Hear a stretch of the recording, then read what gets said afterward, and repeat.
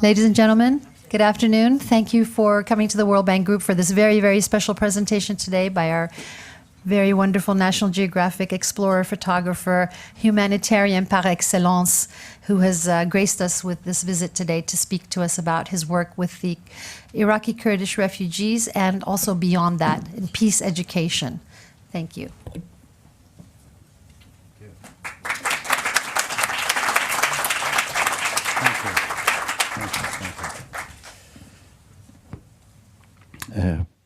Could you just put the lights off, please? Welcome, and I'm very honored to have you here. It is my fourth conference in World Bank, these buildings, and every time it was an occasion for me to express and bring the stories which is coming from sometimes a very different part of the world that people we don't have the capacity to go through on it. For me, the photography, it just, if you put the light off as possible. Okay. What is the important for me, actually, the whole works that I was doing it was mainly related to the goal of the photography. The reason that I came to the photography, it was mainly what was the power of the photography for humanity. This is what the reason I started and I came to see how the photography could help the humanity in a variety and different way. So from this moment, which a little boy of 30 years old boy in the city of Tabriz in Iran was dreaming to change the world and looking for a medium, that's the time which I find that photography could be this element, has this element, the vectors of the importance. How and why 50 years ago, I don't know. I never understand why at this age suddenly I came to photography. But what I have doing from this times, from this 50 years, even studying and became an architect, but photography was my passion. And more, this passion brought me to somehow use the photography as a voice for the voiceless people. And some of those voiceless people which I met are the children. The children which not only in our society I see, but most of my time is always done and always been in the war zones and the conflict zone. So passing almost 25 years in past 3 decades in the war zone in conflicts, so brought me to see a lot of stories of the humanities. But I always concentrated on the children and women that are the main victims of all wars and all conflict. Through the eyes of this little Afghan girls, which was in a village that was bombed for many months, and instead of showing the destruction for me, what is important is that in her eyes you could see what is the suffering of a child in a war zone, in a conflict zone. That's why most of my works is on this part of the world related to the children's works. One of the way which I remain sane after being in all this situation and in all this condition is reading the poetry. I love poetry, and poetry is really helping to get out of this trauma of being constantly in the contact with the people who are suffering from the wars and conflict or poverty. From this dream of this little boy to bring the photography and use the photography to change the world, I came to work also for National Geographic. These are the covers of my works in National Geographic. The reason I wanted to show you, because you see that all the elements are humans on this. And that's what I do, that all my works is related to the human history and everything that humanity does. So for me, the wildlife is a different way. In a war zone that I discovered how the wilderness of this, our life and humanity is it. But also, I'm trying using many other media to convey these messages that is go through the photography and images going on. So all kind of the media and different countries of the world is part of it. Doing the book is another way of conveying these messages about what I see and what I'm witnessing on it. Or making the films with the National Geographic TV or other TVs. Those documentaries also are the way which bring all the messages of those people and to connect the humanity to each others. What is the next possibility for me beside the publishings and doing books? It's exhibition. I do a lot of art installation in the different part of the world, different cities. This is an example recently in the Paris, in the bank of the Seine River, in front of the Musée d'Orsay, that I had this exhibition 1,000 feet long. And I'm using it in many different cities and countries also, again, to bring photography that for me is the new language. The photography is a universal language that is start coming up little by little. If you look now to the young, very use how they're using the image, it looks like we are back to the hieroglyph times. You know, this hieroglyph language, we're using all these signs, and now they call them emojis. But it's exactly the same things. We are inventing a new language, and more you see this added to this alphabet of this emoji or the modern hieroglyph. But we are going the same way. Image is going to become a real vectors of the humanity, whatever we do. And so going to these travels for almost 40 years, all over the world, this is one of the way which my photograph crossing a Kukcha River in the north of Afghanistan with my friend Sebastian Junger, the writer that is sitting there. And this was a documentary for National Geographic. Later, I read that Herodot, the Greek historic writers of the time of Alexander the Great, has written that Alexander and his soldiers crossed the same river exactly on the same boat with the same cow skins that was used for 2,000 years ago.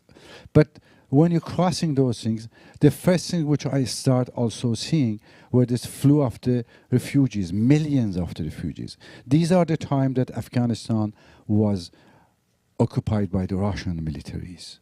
And that is where you see all these militaries. That's the beginning of the whole big wars in the whole region, actually. In 79, 80s, this was the main reason. And you will see all these refugees, all these people fleeing the bombardment of their villages. And again, children again going on. Or people that has taken refugee and they just live in a very small version of what they find it. Another moment meeting these refugees was after many years in Afghanistan working for Time magazine and other publication, the United Nations, they offered me working as a director of operation for North Afghanistan because I have been walking on all those mountains for 3,000 kilometers for over the years. So my knowledge of Afghanistan at the time and now, it was in a way that the UN asked me to become director of operation. And one day, there was an earthquake. I remember that I take the car, going all around the villages to find out what's happened. And the nights came on the mountain. I lost the road. I mean, if there was a road. These are the mountain roads. And the snows came, and I was blocked totally. I was just getting out of the fuel. There was, before this mobile phone, and no connections. And then I saw some wolves start coming down from the top of the mountain, sending message to all the tribes that we may have a nice dinner of a director of United Nations tonight, you know. And suddenly I saw this little dark from coming from the front, and I had my cameras as usual with me. I take these pictures, which later became a very symbolic pictures of all kind of the, you know, even from the Christian way of the looking to the Mary going to Egypt or all. It has a symbolic of the all times refugees, this image. Then I realized that I know this blanket. This is a blanket which I was distributing in UN office 3 days ago to all the poor people. And now when they came to me, the man recognized me and he said, "Oh, Mr. Director, whatever, thank you very much for your help. You really helped a lot and you saved our lives." And immediately I said, no, you are saving my life after 3 days that I give. And this was going on for almost all the time, my experience, that more you give, more you receive. More you give, more you receive, whatever you do. And so maybe a message also for the World Bank people. Yes, more you give, more you receive. This could be a nice way of the motto for the World Bank. One of the works also which was happening for me in photography is that doing this and traveling all around the world, you encounter incredible people.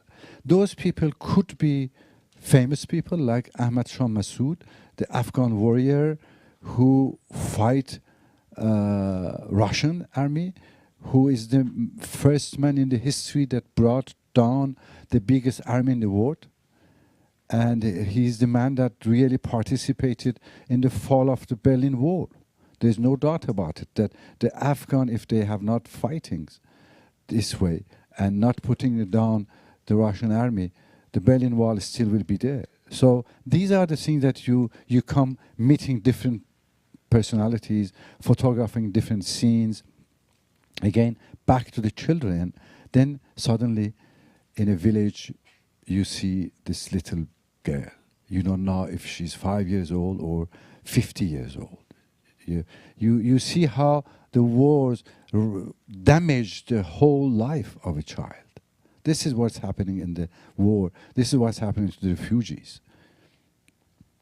More I go and more I walk on these mountains, I see more of the refugees that in a desperate way. So obviously, you also see the poverty. I mean, for traveling in 115 countries over almost 40 years, it gives you the capacity, like getting the pulse of the humanity, what's happening in our wars. And this is one of the things that's happening, that we have billions of the people, that this is the only things that they have. This is the way that they are walking on the street. When we talk about poverty, poverty is a real and existing material in our planet. Or sometimes you met someone that you never thought about it, that could become important person for you, even by one word. That this is during the siege of the Sarajevo. The Sarajevo was sieged for many years, and everybody was moving there was shot dead by the snipers all around the city. Even the crazy photographers like us, when we were going out, we didn't really know that we were coming back or not. It was a really dangerous moment. And then you go out and you feel suddenly this little girl standing on the wall. You don't know why. And then after pictures, you ask her, "What are you doing here?"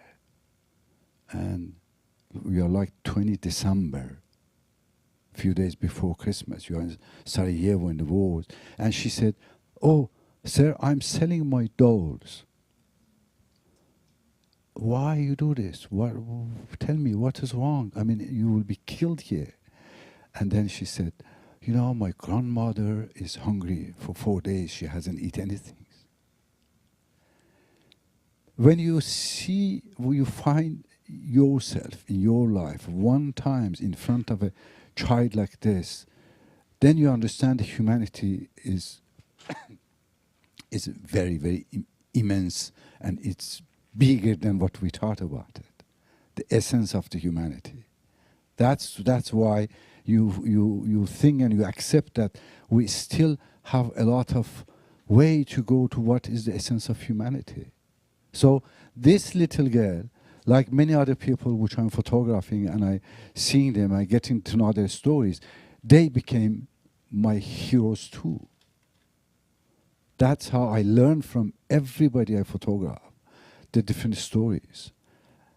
So my way of the photographing, working for the photography for humanity, or let's say how the photography could be used for the humanity, it brought me also for many years participating in a big international committee to ban the landmines. Landmines, which is used millions in all the war zones, it's killing mainly the children. Many of you, maybe it's the first time you hear it, because we only see the pictures of the people that lost their legs to the landmine. That's how we connect to the landmine. But we don't see the children, because the children are so small. And when the landmine exploded, it touched the vital part of their bodies and they are killed immediately. While the adults, they lose only one leg or two. So we see a lot landmine. And this is a part of a thing which also I was trying to bring with the photography, how we could ban the landmines. Many countries, they signed this banning the use of the landmines, hopefully. There are a few of them left. One is the USA, which they haven't still signed this ban of the landmine because they use a lot and also it's a big business in a way. Another important things in our humanity, our time, is the famine. How we could accept being part of the citizen of this world in any way, any position that we have, and still see that we have people dying of hunger in our planet. But for me as a photographer, that I always use to work on a subject that I feel the people, it was very difficult to go and photograph someone dying from hunger. This was part of a photography and a film that I was doing for a French TV with a friend of mine, Frédéric Mitterrand, that was a filmmaker.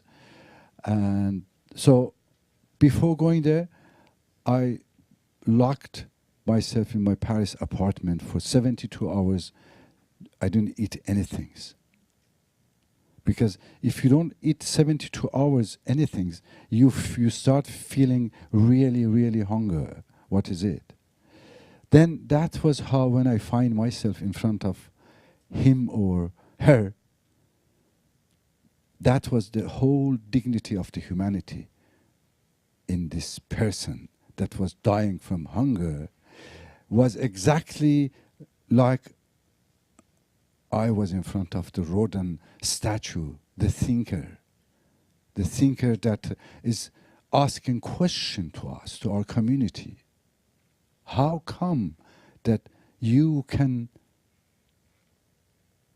transfer 10,000 soldiers from one continent to other continent in 24 hours, from point A to point B, but you can't bring food for me? This was maybe one of his questions. Or many other questions that is still, every time I look to him or her, I find all this question coming to our humanity and calling us to our responsibility as humans. In the meantime, one incredible thing you see in this war zone and conflict zone is the resilience of that exists in humanity, in this incredible power of the continuation of the life. This is just after massacre or genocide of Rwanda and Burundi. Unfortunately, I was witnessing the whole things. Before, during, and after, 800,000 people were killed in this massacre. A massacre that we had capacity to avoid it happen. The politicians, they didn't want to stop it. But these people that they have lost everything, they have seen the families killed in front of their eyes, running after days and days, arriving in a refugee camp by Médecins Sans Frontières and UNICEF. The first things they do, they jumped and they start building their tents and their home. This is the beauty also you see in the most incredible and most suffering time of the humanity that's happening. And this kind of resilience, when you see it, then it gives you incredible trust in the future of the humanity. One of the major things happened also in this during these massacres, genocide. It was the rape of the women.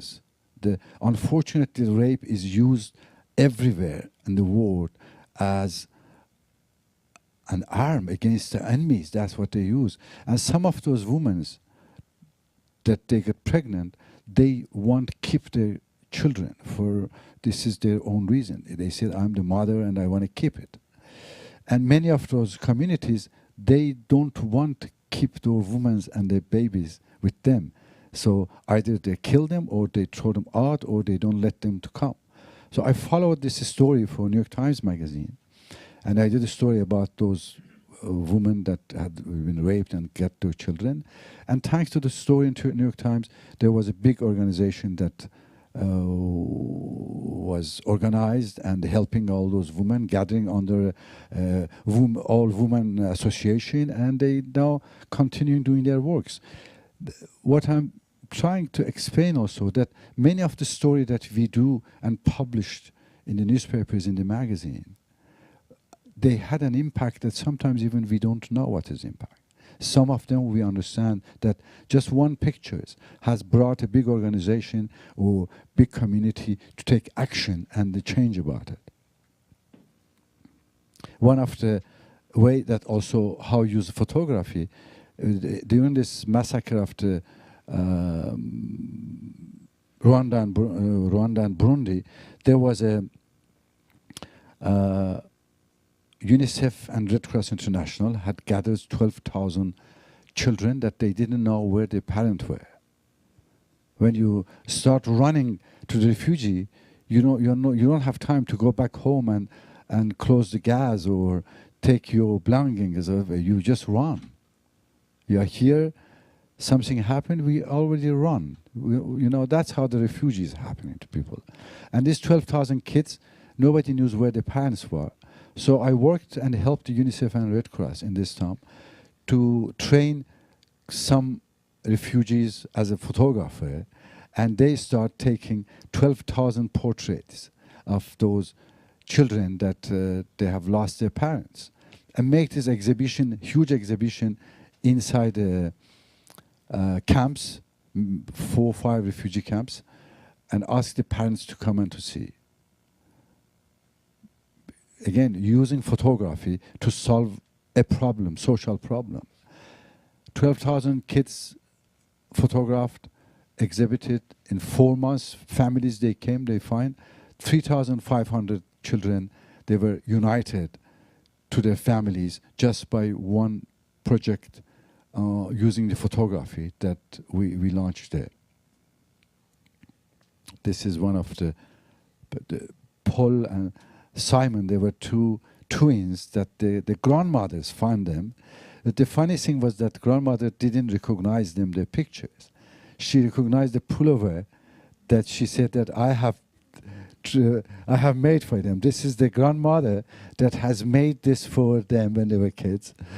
And she recognized this, saying that, oh, I know this one. This is one I made it, what you call it, tricoté?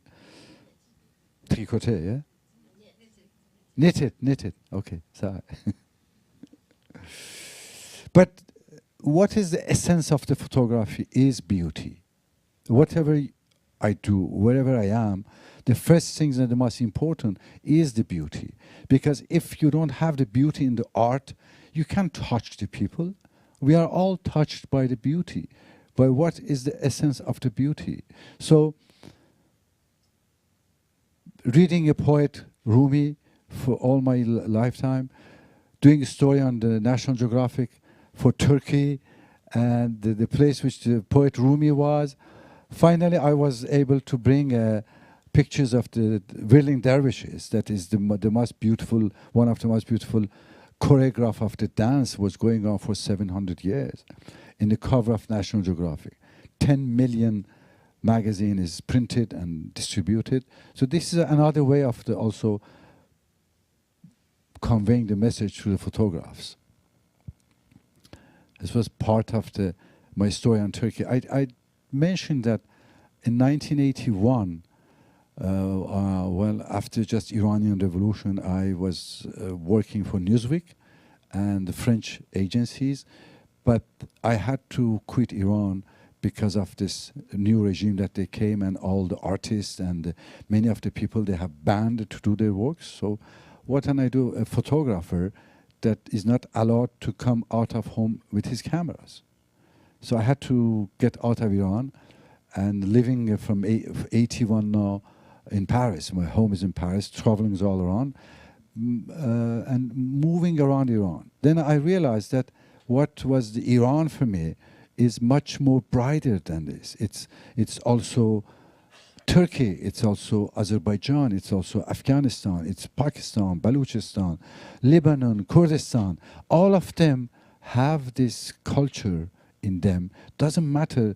Nowadays, we have this line in the maps and we create these countries all over the world. But after 40 years traveling, I find out that these are all so artificial, all those lines and maps and everything, that in reality it's only one humanity. Only one. And living in different places of the planet. Because all those countries, all those names doesn't exist. Many of them 50 years ago, many of them 100 years ago, many of them 1,000 years ago. But sometimes, even knowing this, nostalgia brings you more close to where you were. So doing this story on the Turkey, which has a border with Iran, this was like 12 years after I have left Iran. And I was going near the border of Iranian border for my National Geographic photography. And I get a taxi in the airport. And I told the guy that I will be here working for 4 days. Would you like to work for me? I hire you for 4 days. He said, okay, I'm used to work with the photographers, with the tourists. And I said, well, this is not a tourism. It's a different way of the working. So please, you go there. And every time I ask you, I want to stop, take pictures, stop. And then he said, first time, where you want to go? And I said, well, to tell you the truth, I want to go as much as close you can be in the Iranian border, because the city is very close to Iran. I was just see, and then we come back and do all my works. So he was telling me that, sir, be ready when I'm going to turn left, you will see the mountain, Iranian mountains. And then when he turned left, I didn't see Iranian mountain. I saw these two kids going to cross the street and having this empty TV with them, which is unbelievable pictures to take it. You know, the whole story, what I'm trying to bring, what I'm trying to show, saying that always, I want to show the reality of the world. And I frame this reality without touching it, without remaking it. And this guy is bringing my story with the inside their TV. So I immediately asked the driver, could you please stop? And he didn't got what I'm saying. He said, sir, the mountain is far. I said, no, just stop here. He said, well, you know, I said, you said, I said, no, just stop. And I got angry, which is very unusual for me. Even in the worst situation I never, and I hit him a little hard, which, he just freaked out and bricked out, and then I jumped out taking these pictures, and very happy, come back to the car, and the driver holding his shoulder, he said, excuse me, sir, that's how you take all your pictures? He said, The poor guy. I had to apologize for it and say, yeah. But I got these pictures, you know what I mean? This was the very fun things was that every time for 4 days, he was going only 10 miles per hour. And every time anybody was crossing the street, he was stopping me, said, go out and take pictures.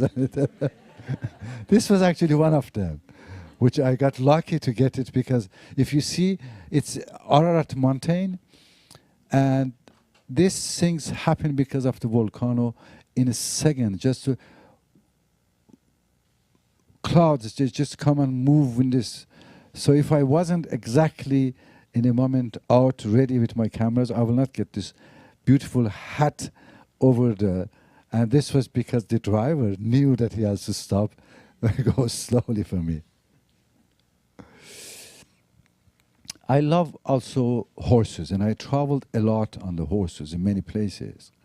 This was one of the worst times, because doing the story for Geographic on the Amur River, which is between Russia and China, and talking to the people, we always get information of local people that you don't see and you don't read anywhere.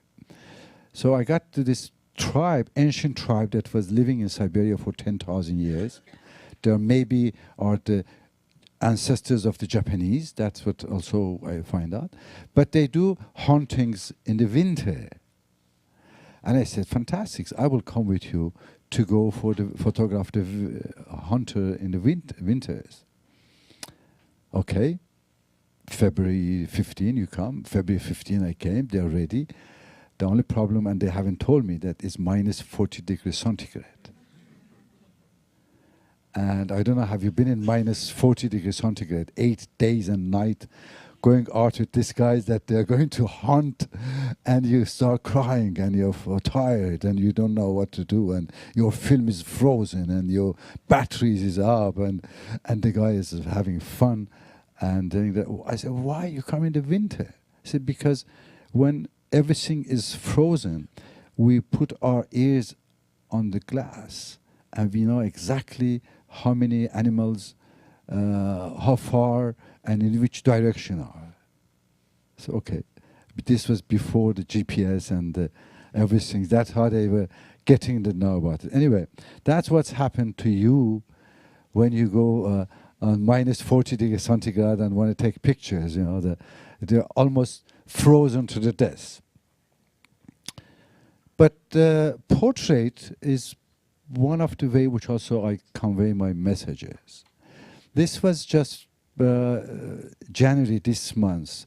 I was here covering the elections a little, and the day of the investitures and all those things happening in the Washington.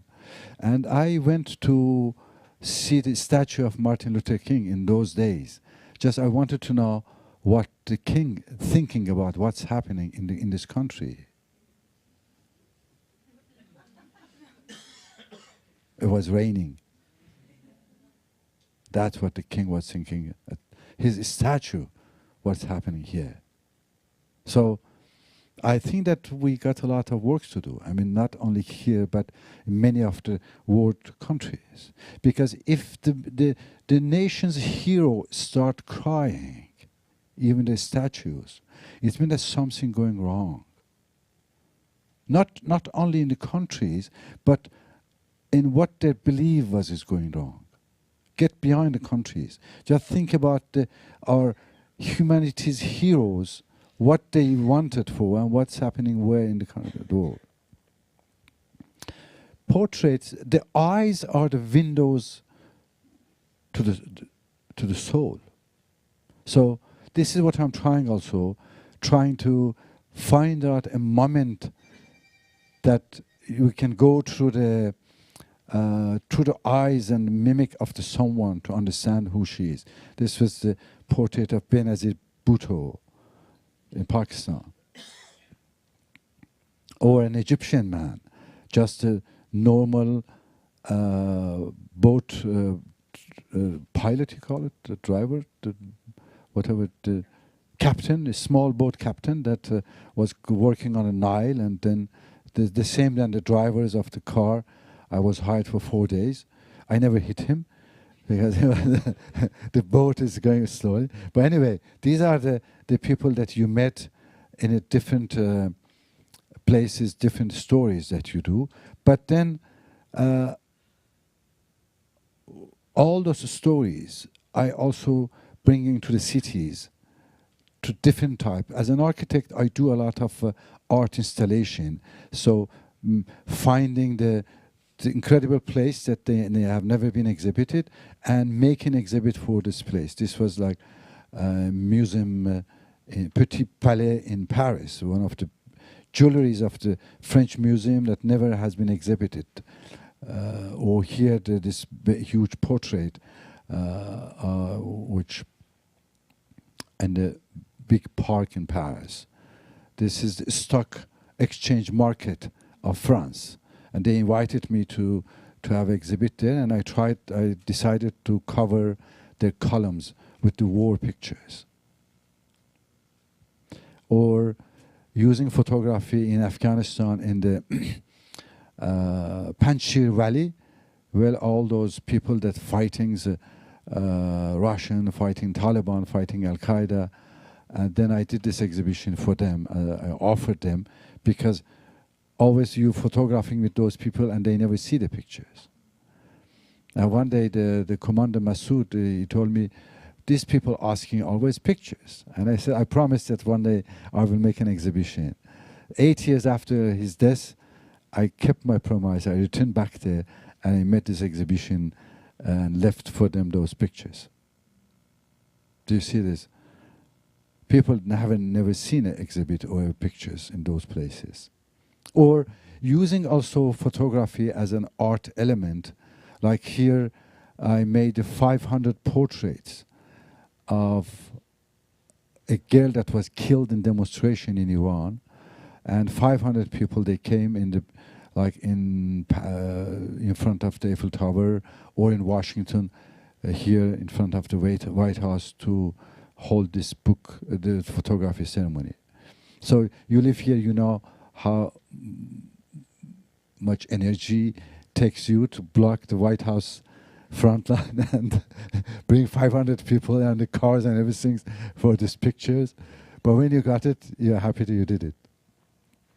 Or another way, this is the bank of the Seine River in Paris, which I use also to exhibit. It's like a 400 meters long exhibition. This was called A Dream of Humanity. It was about the life of the people. But this is the way I really find myself in my best position, when I'm kneeling down to the in front of the people, whoever they are, which I'm photographing. Because it's a gift when someone let him to be photographed for me. Doesn't matter. I don't arrive with all this arrogance and saying that, hey, I come from Paris, I am the National Geographic photographer or whoever. I'm just dust of the under feet of the people I'm photographing. They feel it. This is a farmer woman in India, in a very remote people that probably have never seen someone like me coming out of a car and going and kneeling in front of her. So, but I wanted, because I saw her feet, which probably nobody has seen it before, and I want to photograph her feet. Then when I look up to her eyes, you see this, then this was the gift for me. This portrait, one of my very strong portraits, this is her looking down to me. And this is how I react and get connection with the people. Well, another also inside the story is this one, that these are my different outfit in the different countries. That's how when I'm on the field, on the ground, photographing, it's totally different. I really get to know people, live with them, and get, cry with them and laugh with them and eat the same thing they eat. That's how you get the picture. That's how finally the people accept you as one of them, and let you to photograph the things that in no way you as a professional photographer jumping out of the car or tourist or whatever, you will not get it. This is how you do. And this is one of the actually my recent pictures with the Peshmerga in Kurdistan.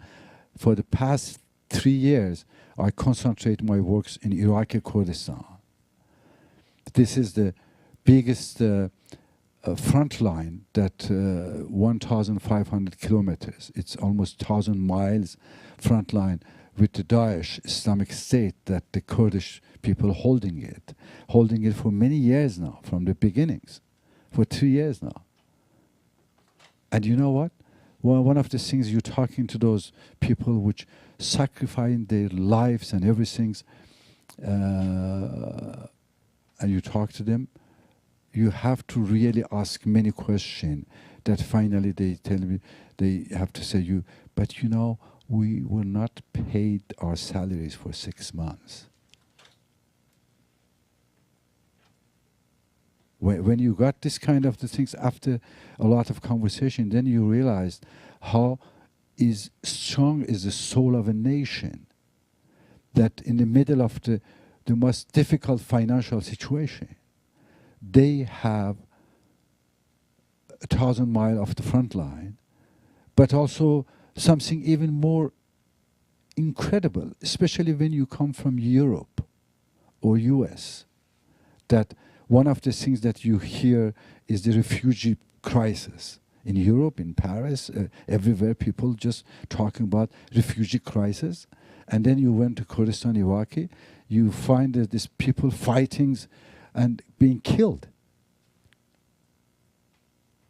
but holding the line, because otherwise the Daesh will be already past Turkey and will be in the door of the Europe, but they are the one that holding it.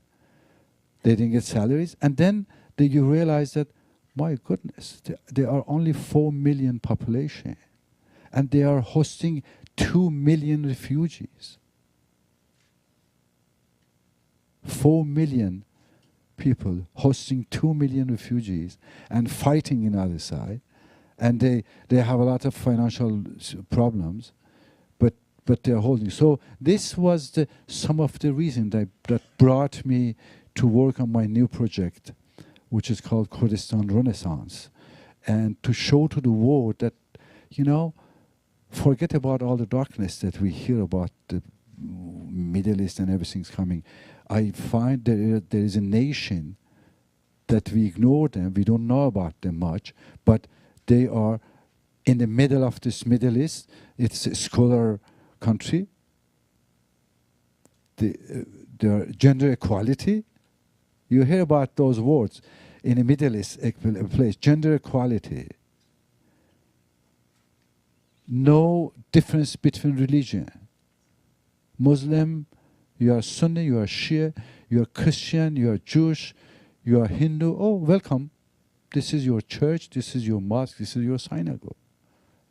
So when you see a place like this, you wanted to spread the word. You want the world to know about it. That's how I was spending all these parts in this part of the world. This is the city of Shengal, the city of the one of the biggest and oldest community in the world, which are the Yazidis.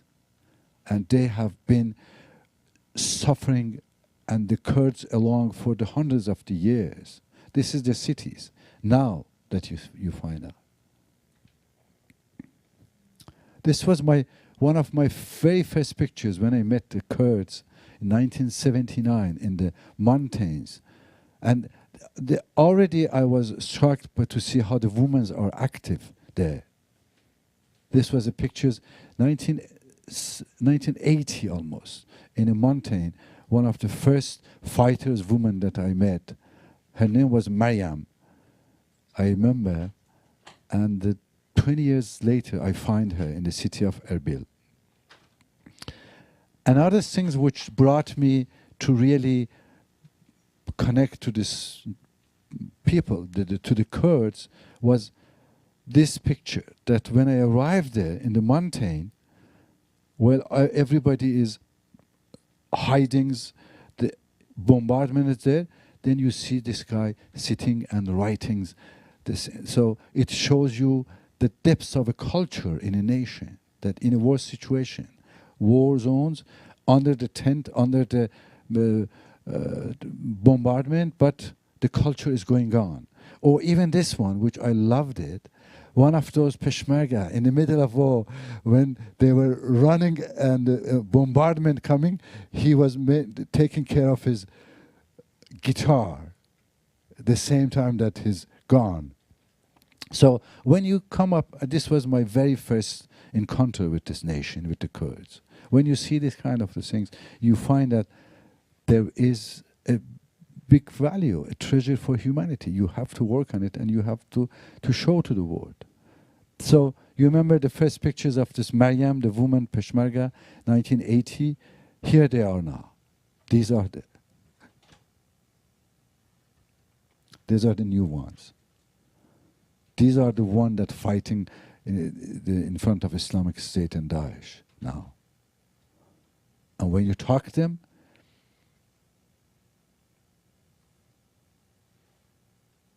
they say that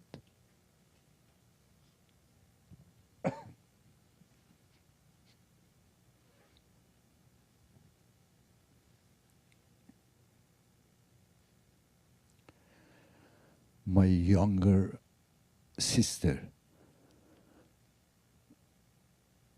is kidnapped and is a sex slave now. That's why I'm fighting.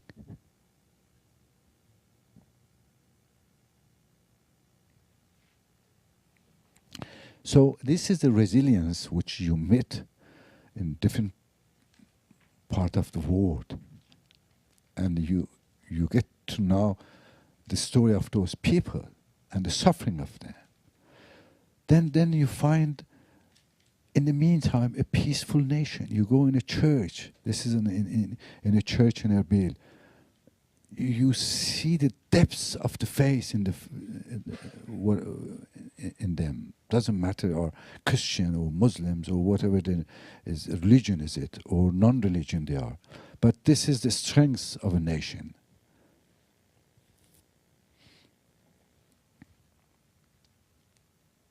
She was a refugee, fled to Mosul. She arrived in this part of the another city called Sharlava, and she was giving shelter by the Kurdish people and living and going to the church and doing her daily prayer. Nobody was bothering her. Or you go and you find suddenly one of the oldest Jewish mausoleum there in Kurdistan.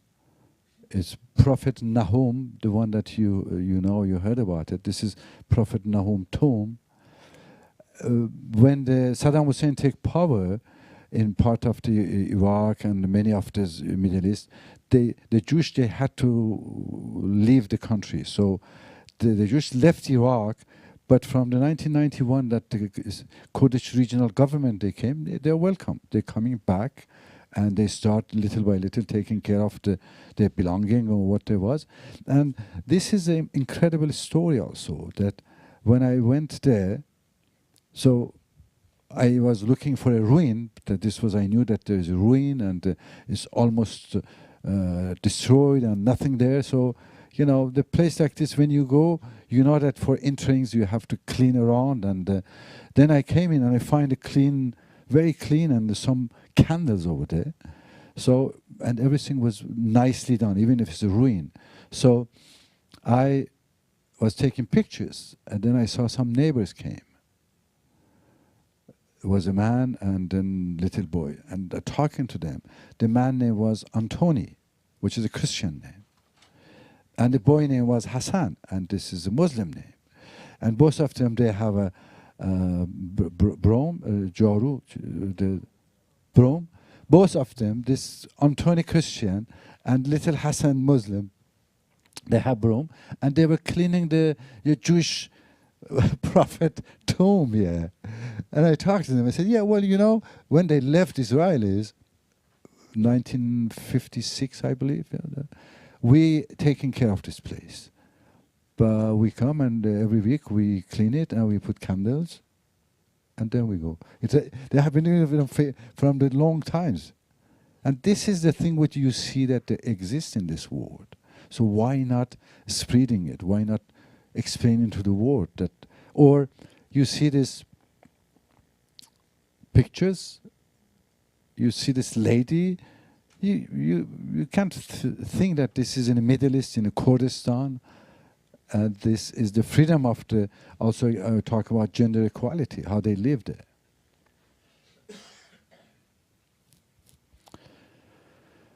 So,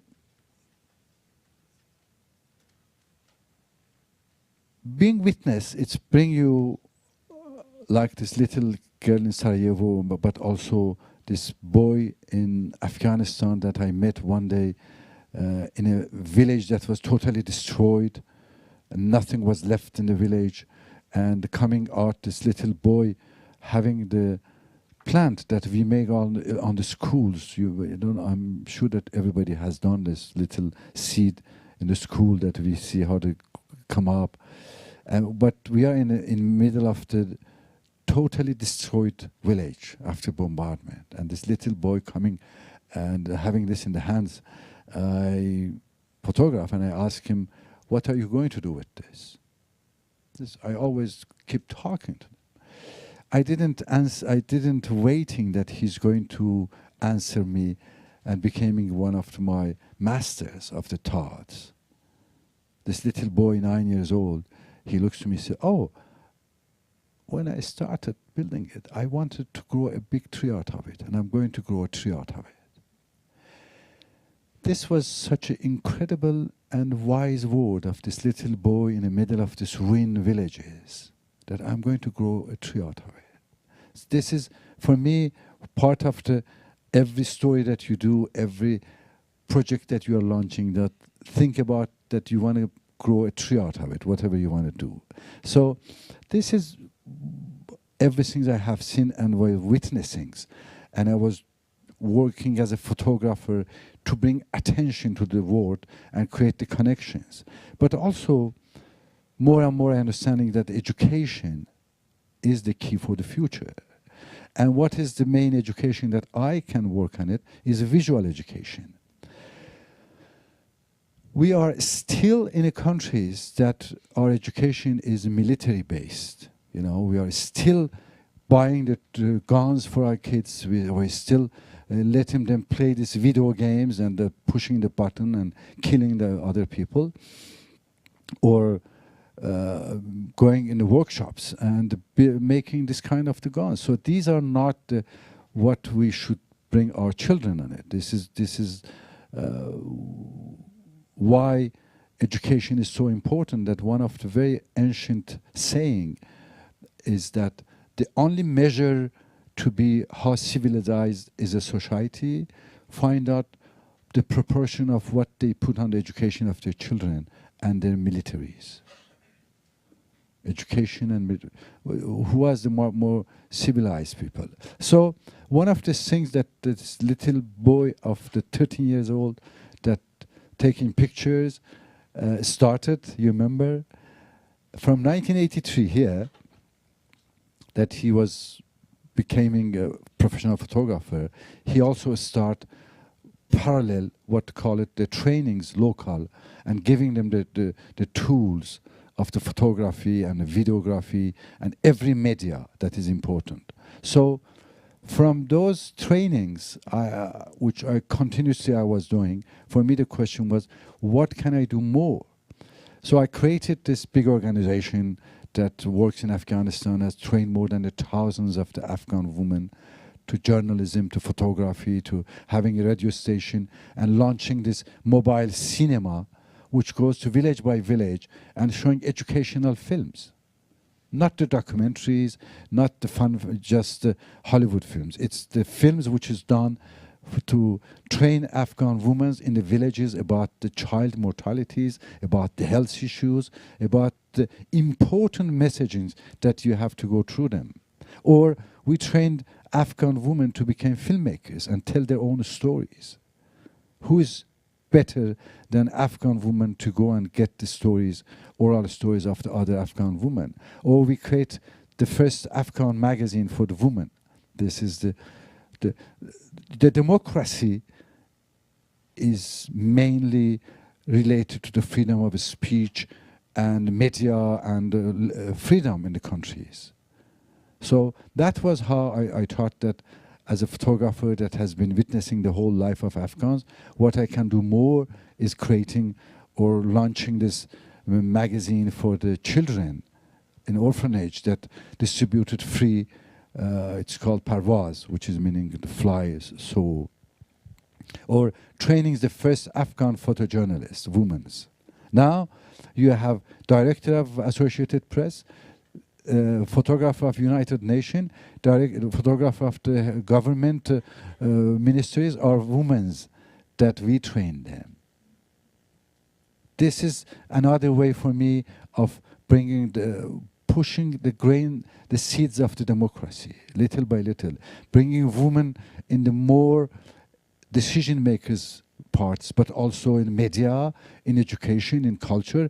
That's how little by little we could change mentalities. This one of our students got the Pulitzer Prize, an Afghan guy, the first photographer that we trained in 2012. He got the Pulitzer Prize. Or I do the same kind of the trainings in mainly the very difficult neighborhood in Europe and hopefully soon here and refugee camps. This is the kids that living in a very, very poor region of the Sicily in Italy or here in the South France. Train always children and through their works making the huge exhibition in the city. So create the relation between the communities through the works of the children. Or using the internet to launch the photography competition on the subject that is important for humanity. How you can talk about environmental to the kids. So for me, it was launching a photography exhibition contest with the title was "I love nature, I fear pollution." So bring the kids going looking for the beauty, for the nature, but also for the pollution. That's how I'm using photography as a vector of the education, informal visual education. These are the pictures of the winners of this I love nature, I fear pollution. Kids 8 years old, 9 years old, 10 years old now taking these pictures actually. So the new project which I'm working on it in the past 3 years is called Exiled Voices, and it's mainly concentrated on the refugees. One of the other phrase of the Gandhi that impacted me was the following, saying that every day that you wake up, every project that you are starting, think of the most vulnerable people that you have seen and ask yourself, what I'm doing is it going to help these vulnerable people or not? Well, I think it's a nice way of the meditation of starting your journey and thinking about humanity. So I start thinking, what are the most vulnerable people? Individually, there's a lot of them in a different place. But the community are the refugees. The refugees today, with more than 60 million all around the world, are the most vulnerable communities in the world because they have lost everything. Just imagine that from here, we had to run away and find not the roads, not near the villages, not near any community, because all of them taken by the hostile enemies that killing us. We have to run and go to the Canadian border, and we have to walk on the forest, mountain, no shoes, no clothing, nothing for days and weeks we have to walk. You have no news of your families, your parents, your children, your houses. You don't know what's happened, but you're running with other people. This is the refugees. And you arrived in Canada, imagine, and you arrived there finally. Either you have some soldiers with a gun saying that you are not allowed to come in, or if they are nice, they take you in and they give you a tent. They said, this is your tent, you're number 2012. And you say, well, you know, I was director of the department of the communication of the World Bank. I said, well, I'm sorry, you're number 2012 here and this is your tent. I was a National Geographic photographer or vice president of National Geographic Explorer program. And he said, I'm sorry, you are number 2022 and this is your tent, and tomorrow mornings you come and you get a bread.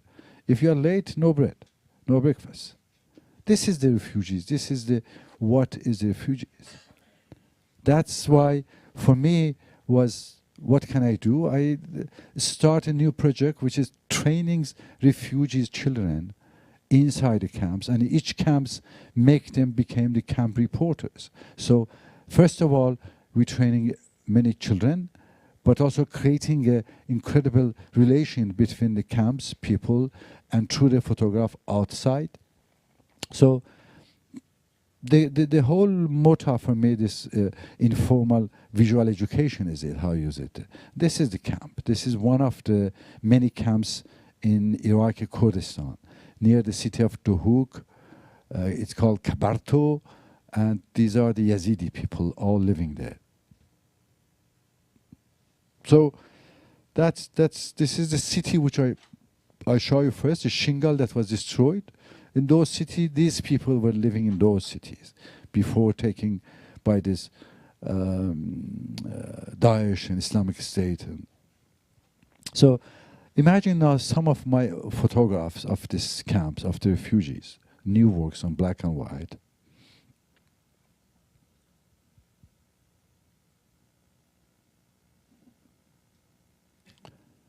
But then I start this project, Exiled Voices, trainings these 20 kids, 11 to 15 years old, inside these camps. Near the Erbil, it's called Kavergosk.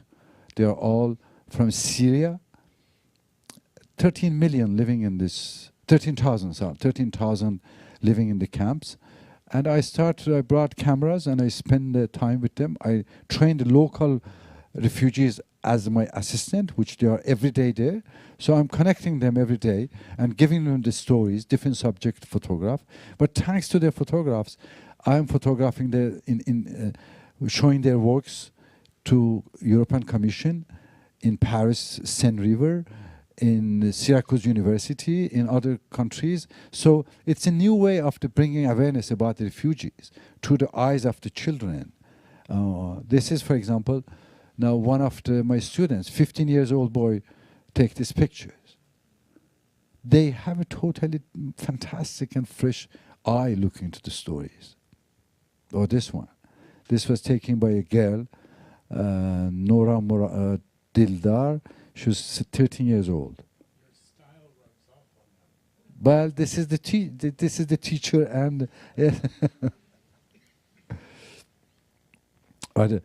I love this one. This is whoever, no professional photographer would show such a pride and like a prince little boy as refugees. That's why I love this work, you see.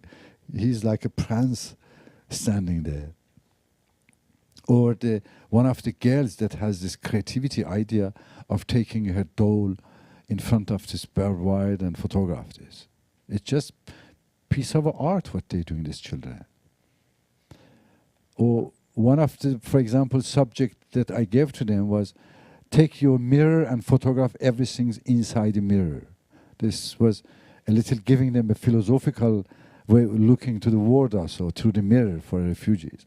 But they have done some beautiful work. This is a masterpiece of the composition. And 12 years old, Zaraf Rasool is 12 years old.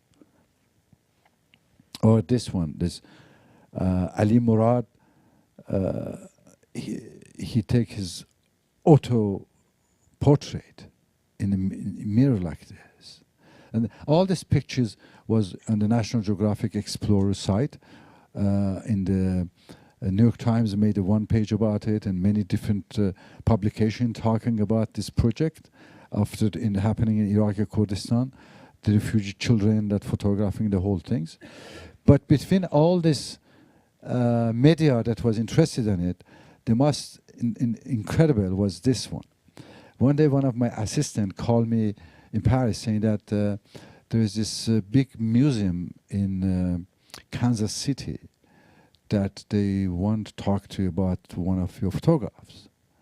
And I said to her, well, you just follow up. And for me, it was museum calling for one of my pictures. So I said, you could keep talking.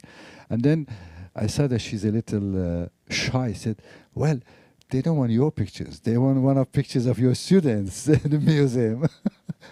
And I was so happy. I said, what is it? And he said, well, it's really incredible story. The story is that this museum, they are making for the 2018 a huge exhibition and a book of 100 the most important autoportrait of all the times of all artists. 100 autoportrait all times all artists. It means that you have Picasso, Dali, Van Gogh, and Ali Murad is going to be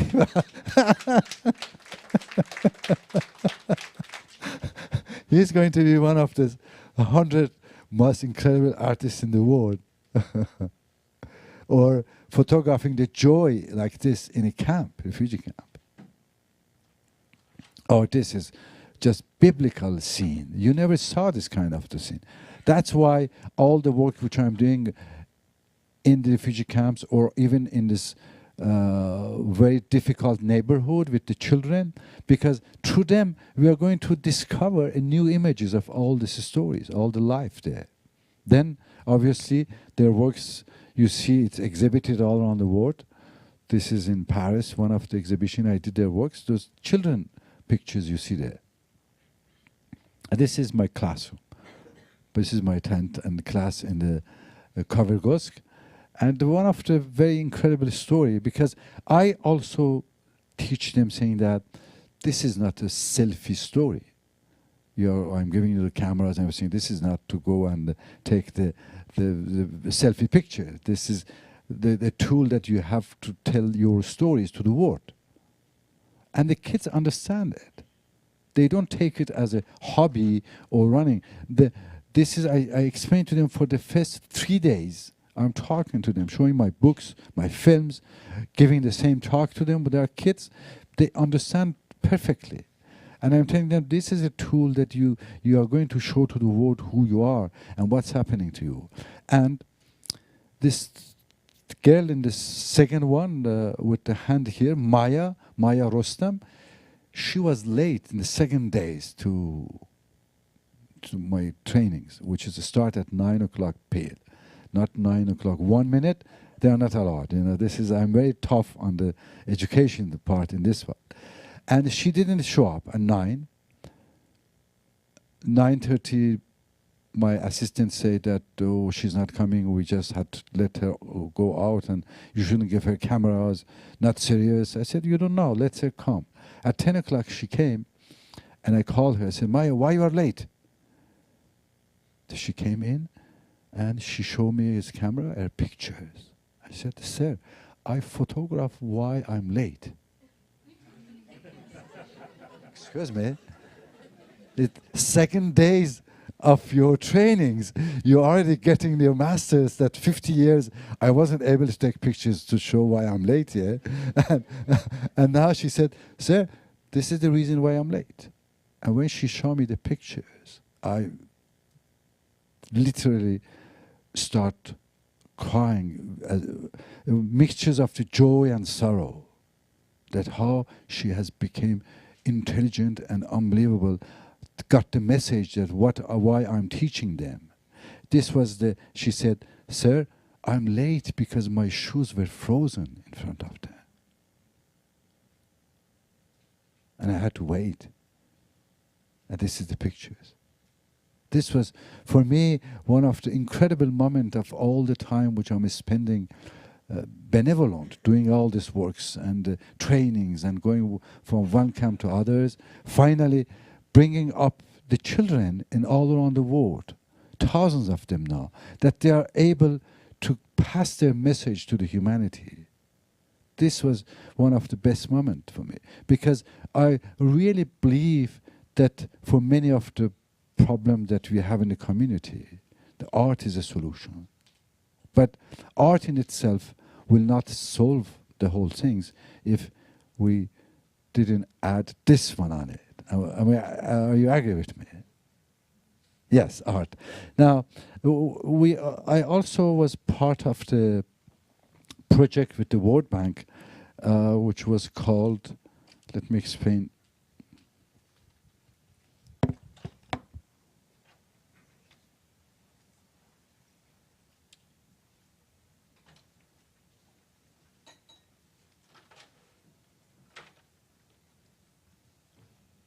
I will not be able to show the pictures. I want to just tell about the project which I worked recently with the World Bank.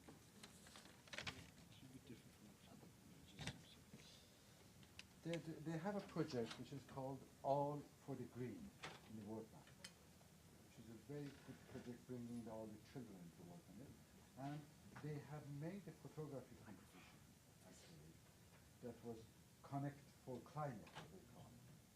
Connect, sorry. Yes, sorry. They have this project which was All for the Green, and they have this Connect for Climate project, which was bringing a lot of children together to think about the environment and everything. And a couple of months ago, they asked me if I would like to be jury of the photography contest for the project which was called the Connect for Climate. And I accepted. This was a very nice team. They have some of them, they are here. And recently the founder and director of this project, which is called Lucia Grena, young lady, a few days ago, she left us. She just went. And so all her team wanted and me to dedicate these gatherings for her name, that she also was part of the World Bank, and she really did a lot of works for the children and education, and I was pleased that for a couple of times being in contact with her, and this was a big loss for all the World Bank. So I would like to mention also her name and big pensée, big thought about her doing this. Anyway, thank you very much for your time and being here, and I hope that we will be able to bring more of this joy to the humanity by believing in the humanity. Thank you very much. I appreciate it.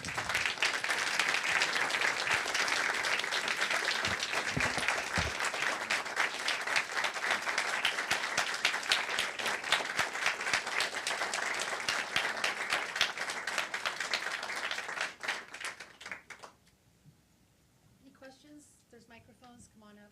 Don't be shy. Reza has the answers.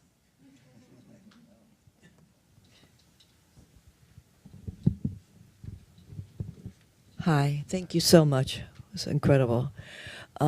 We had the picture, the very first one you showed of the little Afghan girl was out in front on our wall for a really long time. And my question simply concerns her. I always thought she must be trafficked because she had a makeup on and she was so small, but also what is the significance of on her fingers, the blue ink. But also I happen to be a Buddhist and an SGI Buddhist, and when we're talking about world peace, we say that how we create world peace is through dialogue and through peace, culture, and education, and then of course the youth. So you're doing all of that, so I can only salute you, but thank you so much. Thank you very much. Thank you.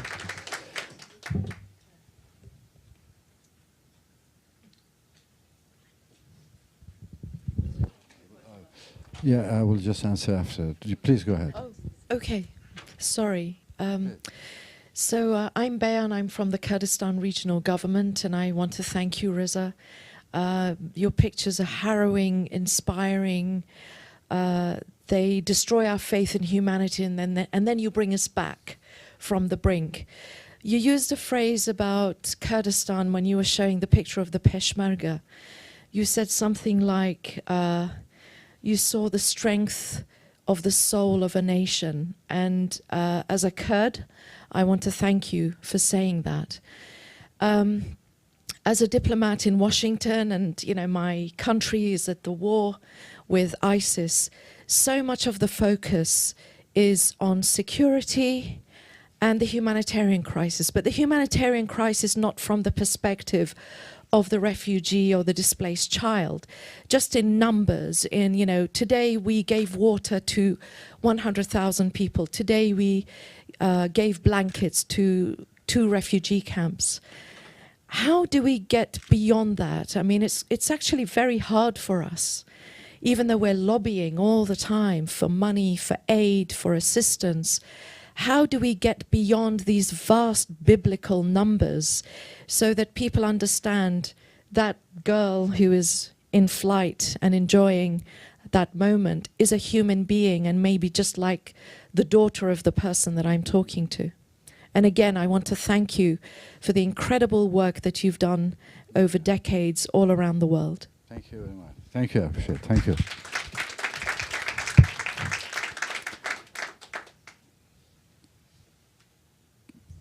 First, I would like to answer to about this pictures of the little Afghan girls. What you see in her eyes, it is not the makeup. This is a traditional, old, than Pharaoh's times. We know from the time of the Pharaohs about it. It's called something that natural. It's called kohol, and usually it was used and it still is used in those countries against some microbe and the virus which goes to the eyes of the children and make this infection. So it's against infection that they use this from the time of the Pharaoh. But then they find out that it makes beautiful eyes. So we start making them artificially and selling this for the ladies to put this and making this with the chemical and everything, which has no meanings, just for beauty. But in reality, it was some things that, and is still used in those parts of the world against this microbe and the virus which goes to the eyes. And the same thing with the fingers. It's henna. It's something also that clean the fingers, and that's why they put this kind of. It's all hygienic. The reason for this. Thank you. For Bayan, thank you very much for coming at Your Excellency, that from ambassadors of the Kurdistan regional government. We really thank you for coming and being here with all the other delegation of the Kurdistan. It was the first time that I was explaining the whole things. From the time I finish it, 3 years after works, the book will come up, and I'm hoping that we could have the same kind of the exhibition that I was showing here, some of the different works that we could have here. But how we can go behind this? I think that what's happening, the suffering of humanity, it's very, very big. It's very strong, the suffering that I see that's happening there. But in the meantime, I have come up with another understanding.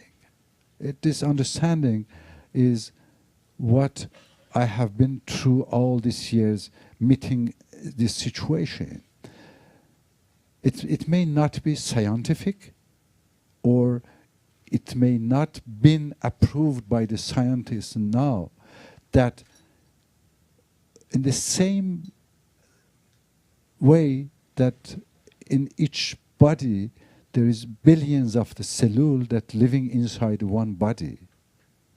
In the same way that the little cellule that living in the top of my fingers in my right hand, he doesn't know that is it a relation with my other cellule which is in my little fingers of the left feet.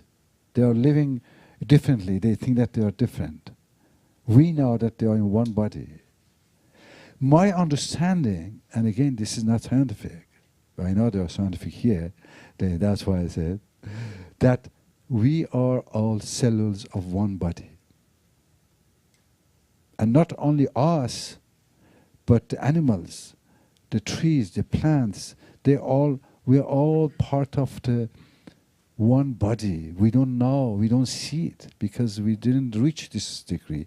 But this is my feeling, is it? And if we have always said that the artists, they had this sometimes feeling of the things without science reaching this. This is my belief, is it? So what is behind this we should do and could happen when each cellule get this understanding that the suffering is not outside of us. When I cut my finger, it is not my finger that is cut. It's my body is suffering. The whole body. When you have people in the Middle East, in Africa, in other places, they are suffering. They are not only one suffering there, we are suffering here too. We don't know why. One day I was reading in France that the number one medicines is Prozac.